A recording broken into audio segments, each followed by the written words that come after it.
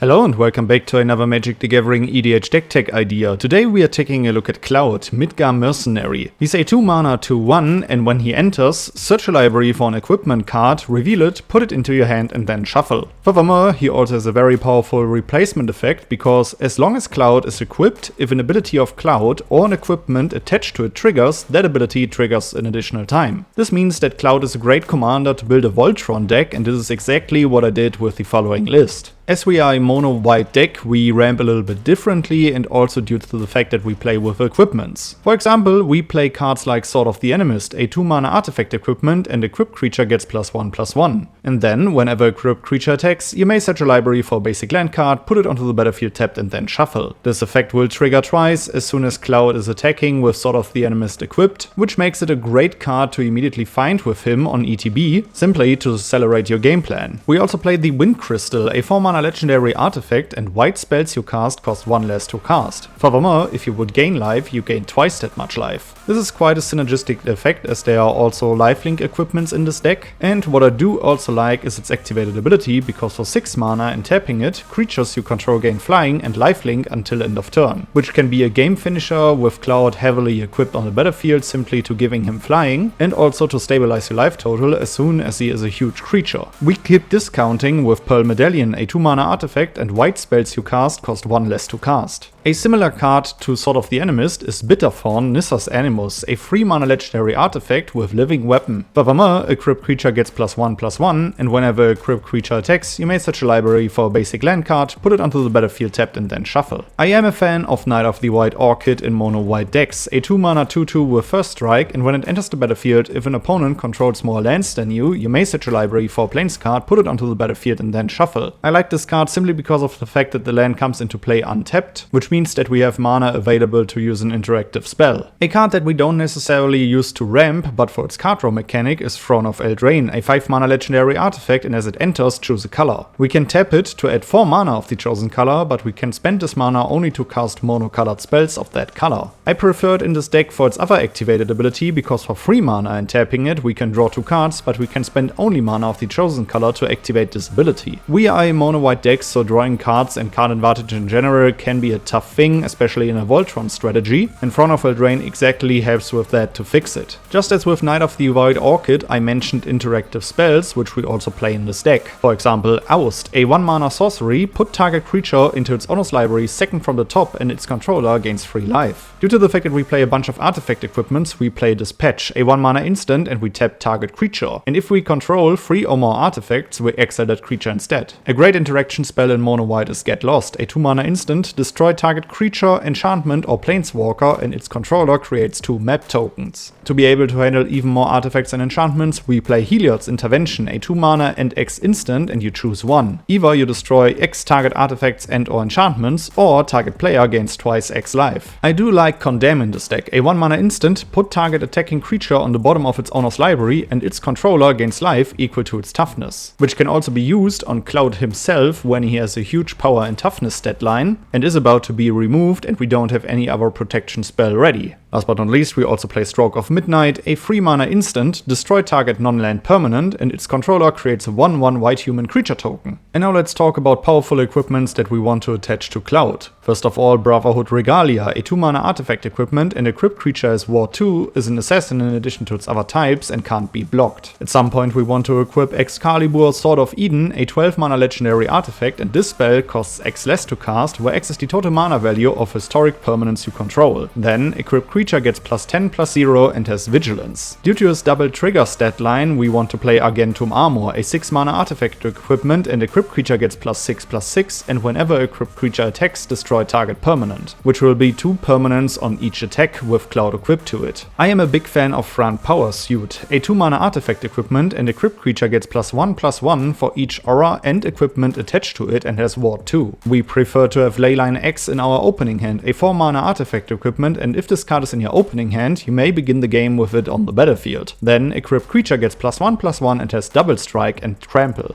For even more flexibility, we play Pip-Boy 3000, a 1 mana artifact equipment, and whenever a equipped creature attacks, choose one. Either you draw a card and then discard a card, you put a +1/+1 counter on that creature, or you untap up to 2 target lands. Aside from Cloud, we also play other helpful creatures in this deck, for example Pure Steel Paladin, a 2 mana 2/2, and whenever an equipment enters the battlefield under your control, you may draw a card. Furthermore, equipments you control have equip 0 as long as you control 3 or more artifacts, which will be quite easy in this deck at some point. To keep refilling our hands with powerful equipments, we play Armored Skyhunter, a 4 mana 3/3 with flying, and whenever it attacks, look at the top 6 cards of your library. You may put an aura or equipment card from among them onto the battlefield. If an equipment is put onto the battlefield this way, you may attach it to a creature you control. Put the rest on the bottom of your library in a random order. We play Sid, Free Flyer Pilot, a 2 mana 2/2, and equipment and vehicle spells you cast cost 1 less to cast. Furthermore, during your turn he has flying, and for 2 mana and tapping it, return target equipment or vehicle card from your graveyard to your hand. For even more protection that doesn't only rely on being an equipment or an instant speed protection spell, we play Bastion Protector, a 3 mana 3/3, and commander creatures you control get +2/+2 and have indestructible. To keep refilling our hand, we play Stram, Senior Edificer, a 2 mana 2/2, and whenever you cast an aura, equipment or vehicle spell, draw a card. For even more protection on creatures, we play Cotsworth, Handy Helper, a 3 mana 2/3, and commanders you control have Ward 2. You can tap it to add 2 white mana, spend this mana only to cast aura and or equipment spells. And you can also tap it to attach target aura or equipment you control to target creature you control, but you can only do this at sorcery speed. You want to win more? You get it. We play Grand Abolisher, a 2 mana 2/2, and during your turn, your opponents can't cast spells or activate abilities of artifacts, creatures, or enchantments. Quite a similar effect comes from Voice of Victory, a 2 mana 1/3 with Mobilize 2, and your opponents can't cast spells during your turn. These creatures are extremely powerful, especially in Voltron decks, simply because your opponents will try to handle you attacking them, which is only clear at the Declare of Attacker step, and if you can prevent your opponents from casting any spells, and for example having an unblockable Cloud that will kick them out with commander damage, they can't do anything about it. We play Buster Sword, a 3 mana artifact equipment, equipped creature gets +3/+2.